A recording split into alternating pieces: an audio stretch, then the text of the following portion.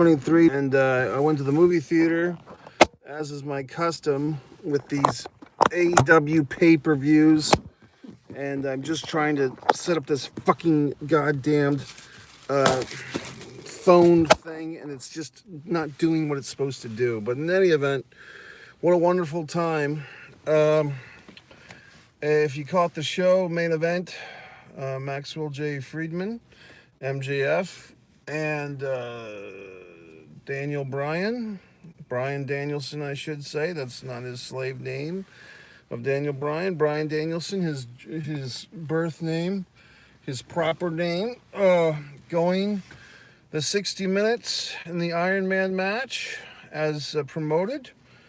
I believe they ended up at 3-3, and we were told it was a draw. And then Tony Schiavone got a little voice in his ear from Tony Khan, a little Iggy, as they say, and was told that this match must have a winner. We're going to overtime, and pretty dramatic set of events leads to Maxwell J. Friedman using an oxygen tank upside the head of Brian Danielson, and then following up with the LeBell lock, which is one of Brian Danielson's moves, and gets the tap out. So I can't remember the last time we've seen Brian Danielson tap out to anybody, so that was a bit surprising.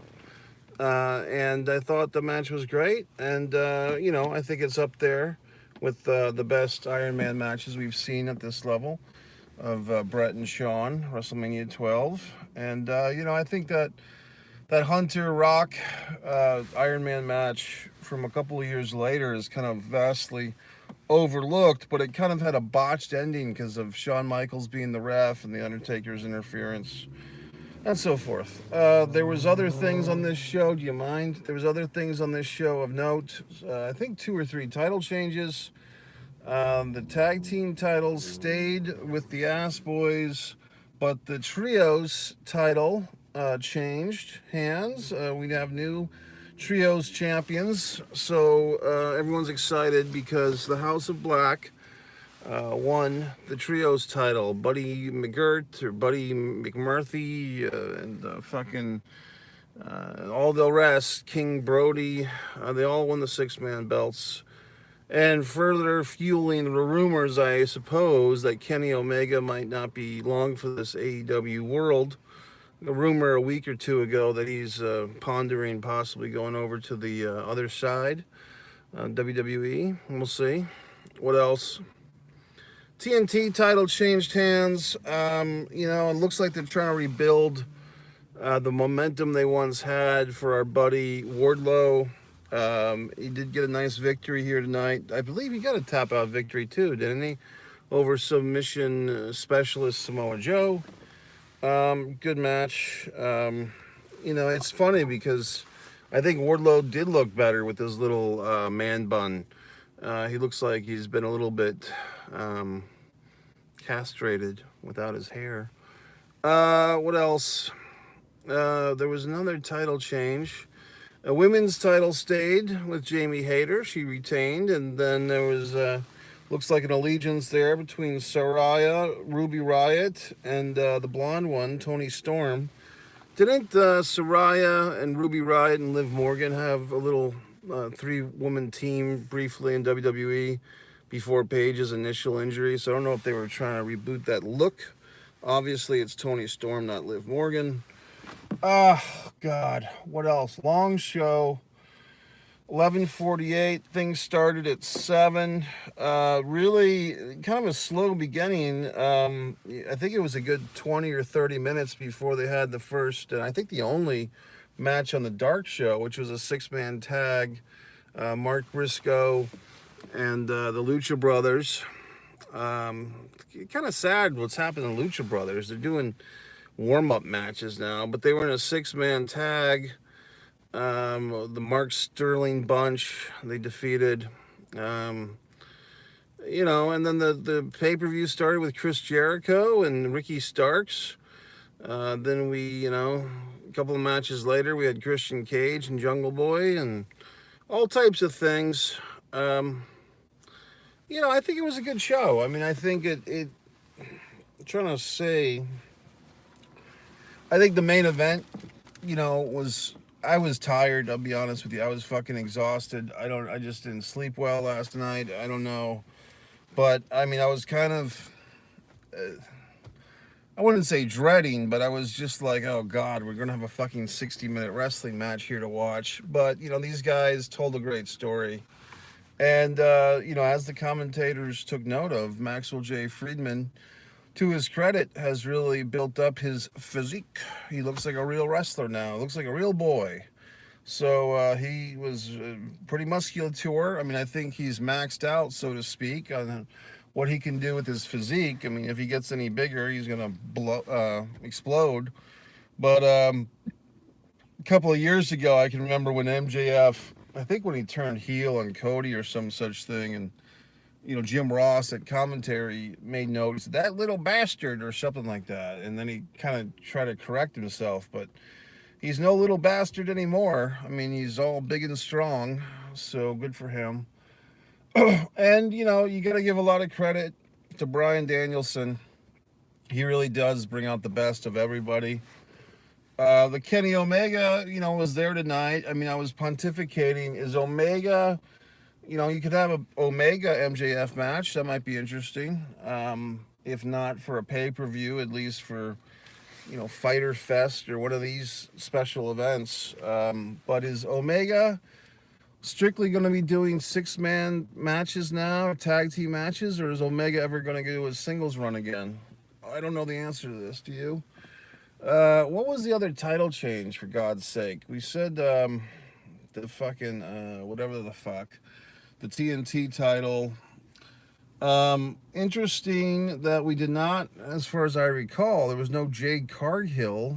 I mean, she's usually a fixture on these pay-per-views. She usually squashes somebody. Is she injured or what?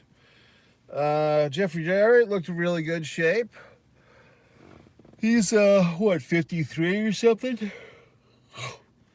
I did have some thoughts. I was curious about Jim Ross, basically doing the first 4 or 5 matches on commentary and then not doing the MJF Bryan Danielson match. And I'm sure he's going to have some type of backhanded statement on his podcast about such a slight. But I guess, perhaps Tony's lost a little confidence in our buddy. Our boy. I look so much better with the light now, don't I? But I can't run this light all night because then I'll burn my battery out and I'll be stuck here in the parking lot forever. So what else? My atmosphere tonight, movie theaters, about, 10, 15 minute drive from home. I love this movie theater. It's very cozy. It's a Cinemark, nice big seats, recliners. And actually a really big crowd. I mean, last night I went to the UFC thing and watched the John Jones fight. And tonight watched the MJF wrestling match. And big crowds for both. So I guess assholes and idiots are picking up on the score. And they're all coming out to enjoy these things on the big screen. I'm not going to go into pitch mode because I get no commission. I mean, the only thing that I get is you buying my book from the upper corner of these videos. Or whatever the fuck. But basically, $25 to sit in the movie theater as opposed to, 50 to watch in the comfort of your own home. The biggest difference being, for 50, you can record, you basically can watch the thing again. You can watch the show again.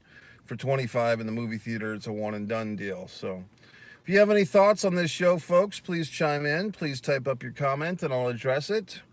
If not, I guess I will bid you adieu. I mean, overall, I thought it was another strong pay-per-view outing for this company. I mean, people, depends on who you are, but the sky is falling for some people who just don't think AEW is going to last forever, yet they continue to do good business. They continue to sell merchandise. They continue to sell action figures, t-shirts, have a new program coming that they hyped up tonight. Dr. Britt Baker looked very exquisite, looked very attractive tonight. Nice eyes on her. And here's the thing, folks. When I was looking at Dr. Britt, And I also thought this about somebody else, Excalibur, the commentator. Familiarity actually doesn't build contempt for people on television to a viewer. The more you see someone on television, whether it's David Letterman, Johnny Carson, Jimmy Kimmel, although I don't like him, Jimmy Fallon, although I don't like him, but you get my point. Anyone that you watch on television, you actually start to develop fondness for them. You start to develop trust.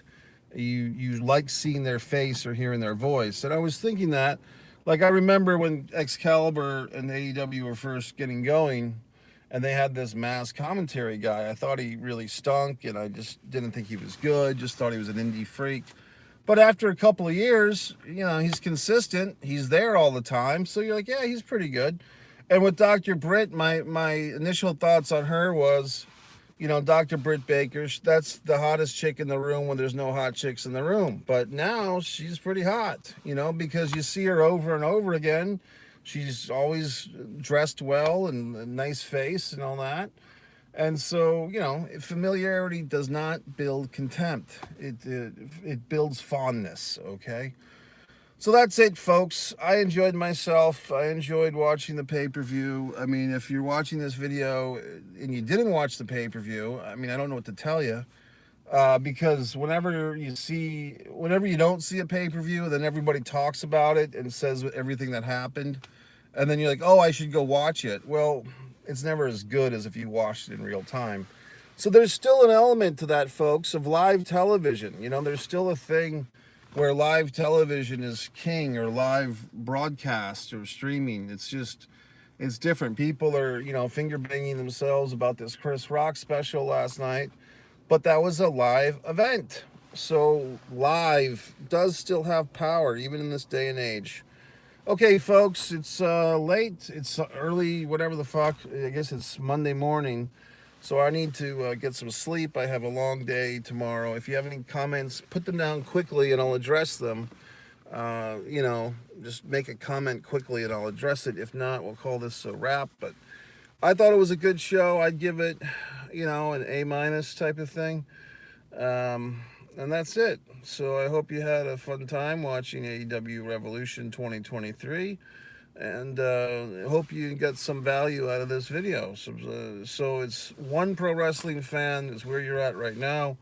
One Mike Messier YouTube channel. I had a very interesting Mike's Meals tonight. And finally, one Man in a Camera Films. Okay, folks, good night, good wrestling.